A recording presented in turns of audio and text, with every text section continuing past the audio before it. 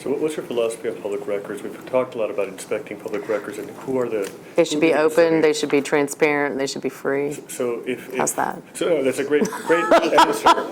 But the question is, if I go out to want to get a record, for example, what is the process? What would be the process you'd want to implement, or what have you thought about in terms of making sure that it's as accessible as possible? Well, I think as accessible as possible would be my watchword. I mean, I'm a firm believer that if you are in government, you should just assume that anything that you're doing, like you said to me earlier, oh well, you can go off the record.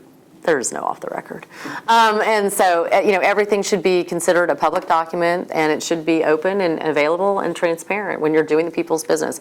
I would want to create it so that it's not a high level of bureaucracy. You should be able to walk into planning and get what you need, and they should be accommodating and helpful. And I mean, again, I think that what I bring into this is this idea, and I've actually had this conversation with a few folks, which is we work for you.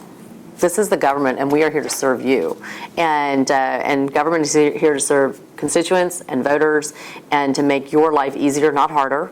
And so what are the things that we need to do to put in place to make that happen? And it's not about erecting barriers. It's not making it hard for you to get information. And government should not operate in a vacuum or in secrecy.